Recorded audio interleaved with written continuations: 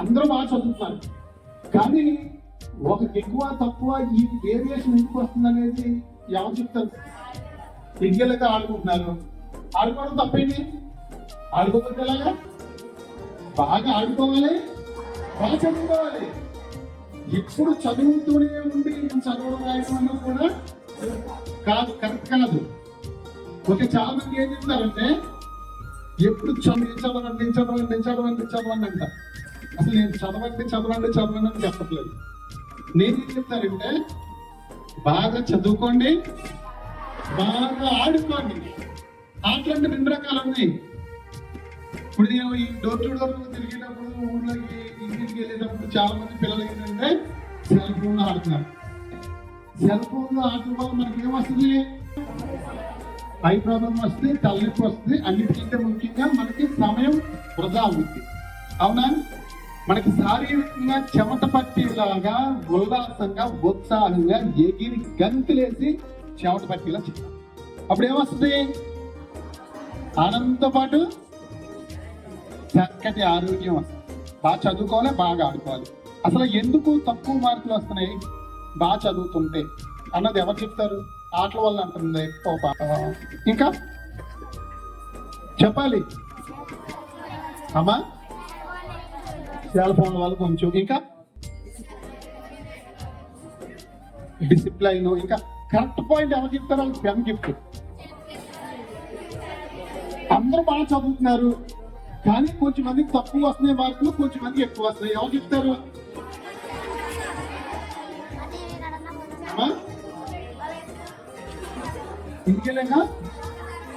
ఇంటికెళ్ళాక చదవట్లేదు. ఓకే, ఇంటికెళ్ళిన తర్వాత చదివిన వాళ్ళు కూడా తక్కువ మార్కులు వస్తున్నాయి.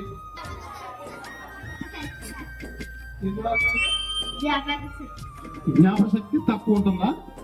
ఈ పాప పాయింట్ చెప్పింది.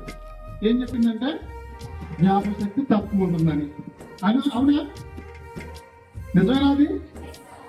అంటే బాగా చదివి ఎక్కువ మార్కులు వచ్చే వాళ్ళకి జ్ఞాపకశక్తి ఎక్కువ ఉంది, తక్కువ మార్కులు వచ్చే వాళ్ళకి జ్ఞాపకశక్తి తక్కువ ఉందని చెప్పేసి ఈ పాప చెప్పింది. ఇది కరెక్టేనా? ఎస్, కరెక్టేనా? ఓకే, అయితే నాకు ఒక డౌట్ అడగనా?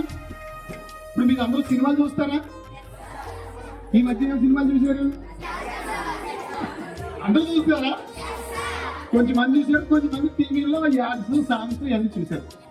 కానీ నా డౌట్ ఏంటంటే ఇప్పుడు సినిమా చూసుకోవడం వస్తాం కదా, సినిమా చూసి వచ్చిన తర్వాత మీ ఫ్రెండ్స్ సినిమా ఎలా ఉందని చెప్పంటే సినిమా మర్చిపోయింది నాకు, అసలు నాకు అసలు ఏం గుర్తు రావట్లేదు అని ఎవరన్నా అంటారా?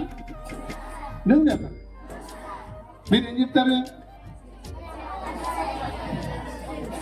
సినిమా అడిగితే మొత్తం సినిమా హాల్లోకి వెళ్ళిన దగ్గర నుంచి సినిమా అయిపోయే వరకు కోసుకొచ్చినట్టు మొత్తం ఏడ్చినట్టు అన్ని చెప్తామా?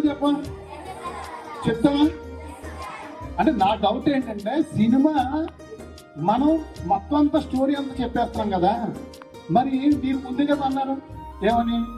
కొంచెం మంది గుర్తుండట్లేదు, కొంచెం మంది గుర్తుంటుందని చెప్పన్నారు. మరి అప్పుడు చదువు కూడా గుర్తుండాలి కదా. అంటే చదువు అన్నా గుర్తుండాలి, సినిమా అన్నా గుర్తుండకూడదు. చదువు గుర్తుండట్లేదు, ఈ ఎగ్జామ్ పేపర్ చూసేటప్పటికి మనం మర్చిపోతాం. సినిమా మొత్తం గుర్తుంటుంది.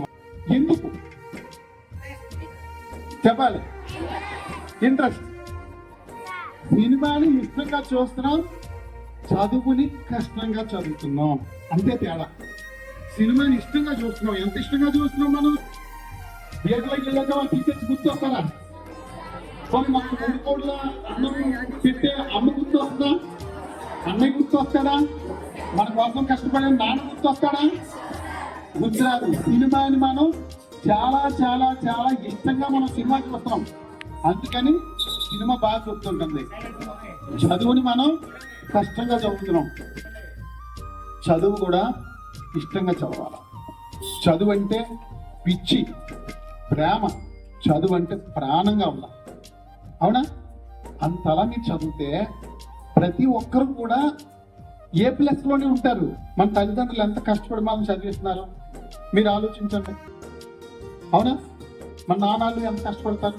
కూలి పని, వ్యాపారం, చిన్న ఉద్యోగం, లేకపోతే ఇంకోటో అమ్మాయి కష్టపడుతుంది. అవునా? మరి మిమ్మల్ని కూడా అసలు పనికి పంపించకుండా బడికి ఎందుకు పంపిస్తున్నారు?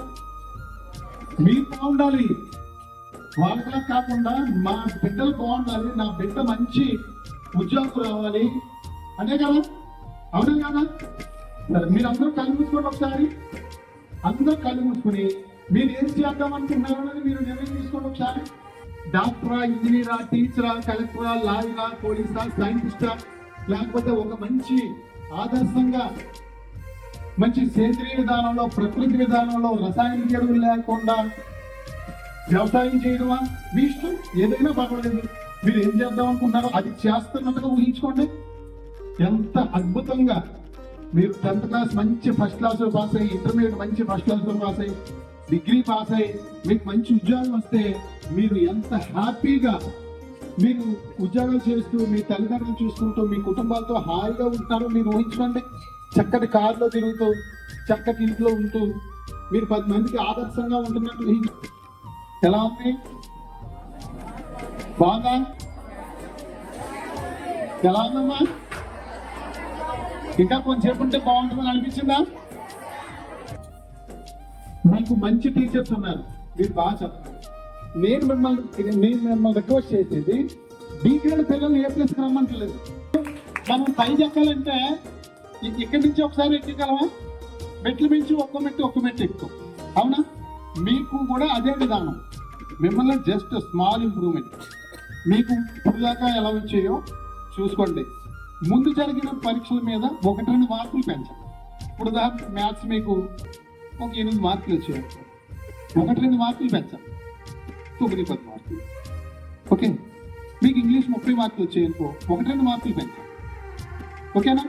ప్రతి సబ్జెక్ట్లో కూడా ఎంతో కొంత అభివృద్ధి ఉండాలి. ఈ విధానం చేయడం వల్ల ఏంటంటే ఇప్పుడు 6th క్లాస్లో ఉన్న పిల్లలు నెక్స్ట్ వాళ్ళు 10th వచ్చేటప్పటికి అందరూ ఏ ప్లస్లే. ఇక టీవీలో వస్తుంది, కాకినాడ జిల్లా కిర్లంపూడి మండలం బేలంకి గ్రామంలో 70 మంది 10th క్లాస్ రాశారు. 70 మంది 10th క్లాస్ అని చెప్పేసి ఒక 5 సంవత్సరాల తర్వాత రాష్ట్రంలోనే ఒక చరిత్ర అవుతుంది మన స్కూల్. ఇది వాస్తవం. అందుకే కాబట్టి పిల్లలు చదువుని ఇష్టంగా చదవాలి.